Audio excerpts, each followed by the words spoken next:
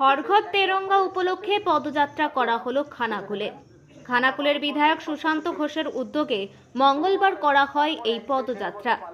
জানা গেছে, স্বাধীনতার ৭৫ বছর পূর্তি উপলক্ষে প্রধানমন্ত্রীর পক্ষ থেকে যে অমৃত মহোৎসবের ঘোষণা করা হয়েছিল তা পালনের পর তার অঙ্গ হিসাবে হরঘর তেরঙ্গার সংকল্প নেন প্রধানমন্ত্রী। এবার সেই হরঘর তেরঙ্গা উপলক্ষে খানাকুলের রাজহাটি বাজারে করা হয় পদযাত্রা। বিধায়ক নিজের দলীয় কর্মীদের নিয়ে এই পদযাত্রা করেন। পদযাত্রা শেষে বাংলাদেশে হিন্দুদের ওপর অত্যাচারের অভিযোগ তুলে এছাড়াও কলকাতা আরজিকর হাসপাতালে মহিলা ডাক্তারের হত্যাকারীদের শাস্তির দাবিতে মানববন্ধন কর্মসূচি করেন সেখানে।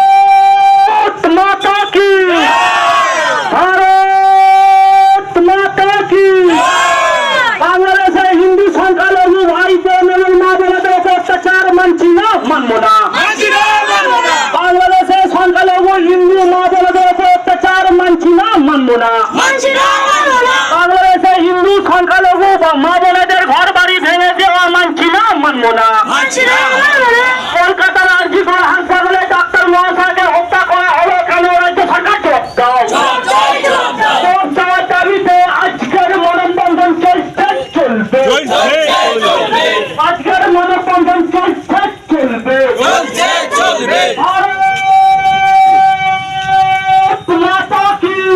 বাংলাদেশে হিন্দু ভাই বোনদের অত্যাচার মানছি না, মানবো না। বাংলাদেশের সংখ্যালঘু হিন্দু মা বোনদের ঘর ভেঙে দিয়ে অত্যাচার করা মানছি না, মানবো না। কলকাতা আরজিকর হাসপাতালে ডাক্তার হত্যার বিরুদ্ধে আজকের মানববন্ধন চলবে। কলকাতা আরজিকর ডাক্তার। আপনারা সকলেই জানেন যেভাবে বাংলাদেশে হিন্দু জনজাতির উপর অত্যাচার চলছে, যেভাবে একের পর এক মা বোনেদের ইজ্জতহানি থেকে শুরু করে ঘর বাড়ি লুটপাট, খুনের একটা হিংসাত্মক রাজনীতি চলছে বাংলাদেশ জুড়ে। আর সেখানে আমাদের হাজার হাজার সংখ্যালঘু ভাই তারা এই অত্যাচারের শিকার হচ্ছে, মা বোনেরা অত্যাচারের শিকার হচ্ছে। সেই অত্যাচারের প্রতিবাদে আমরা মানববন্ধন করছি। আর এই মানববন্ধনে আমরা 5 মিনিটের জন্য মানববন্ধন করব।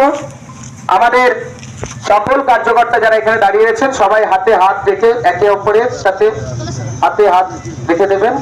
আমরা মানববন্ধন কর্মসূচি করব আর তারপর 1 মিনিট নীরবতা পালন করে আমরা আমাদের এই কর্মসূচি শেষ করব।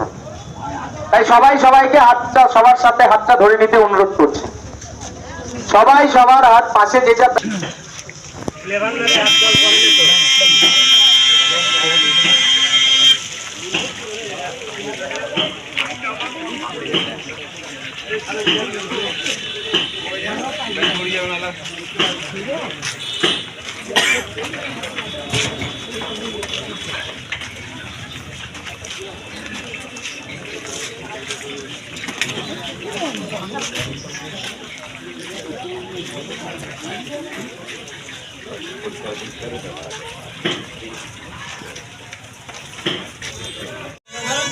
আপনারা সকলেই জানেন যে সারা দেশ জুড়ে যেভাবে অমৃত মহোৎসব পালন হয়েছে, প্রত্যেকটি বাড়িতে বাড়িতে জাতীয় পতাকা উত্তোলন করে দেশের একতা ও অখণ্ডতাকে রক্ষা করার জন্য দেশবাসী শপথ নিয়েছিলেন। ঠিক এই বছরও আমরা এই কর্মসূচি সারা দেশ জুড়ে নিয়েছি। আজকে সেই উপলক্ষে আমাদের প্রথম কর্মসূচি হয়েছে, একটা বড় র্যালি হয়েছে, শোভাযাত্রা হয়েছে। তারপর আমরা এখন মানববন্ধনে সামিল হয়েছি। আপনারা জানেন যেভাবে বাংলাদেশে সংখ্যালঘু হিন্দুদের উপরে কন্টিনিউ অত্যাচার চলছে, যেভাবে ঘরবাড়ি লুটপাট চলছে, যেভাবে খুন জখম চলছে, তার প্রতিবাদে আমাদের এই মানববন্ধন কর্মসূচি। তার সঙ্গে আপনারা জানেন গত 2 দিন আগেই কলকাতায় যেভাবে ডক্টরকে হত্যা করা হয়েছে, মহিলা একজন ডাক্তার, তাকে যেভাবে হত্যা করা হয়েছে, সেই হত্যার বিচার চাই। এই হত্যার বিচার চাই। সেই সঙ্গে বাংলাদেশে সংখ্যালঘুদের উপরে নিপীড়ন অত্যাচার আমরা মানছি না, মানব না। এই জন্য আজকে আমরা মানববন্ধন কর্মসূচি পালন। র্যালিটা কোনখান থেকে কোনখান পর্যন্ত হয়েছে? আজকে পুরো রাজহাটি বাজারে। আর এই মানববন্ধন যে কর্মসূচি এটা কোথায় পালন করছে? এটা এখন রাজহাটি মধ্যে।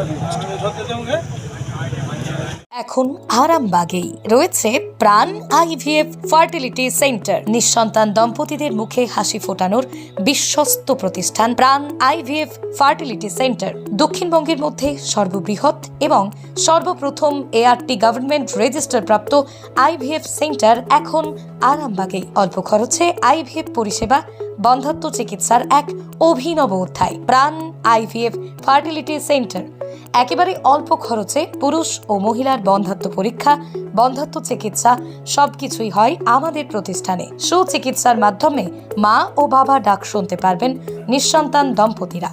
তাহলে আর দেরি কেন? আজই যোগাযোগ করুন প্রাণ আইভিএফ ফার্টিলিটি সেন্টারে। ঠিকানা বসন্তপুর, আমতলা, 2 নম্বর রেলগেট, আরামবাগ, হুগলি। যোগাযোগ নম্বর 7865858781 অথবা যোগাযোগ করুন 7908098172 এই নম্বরে।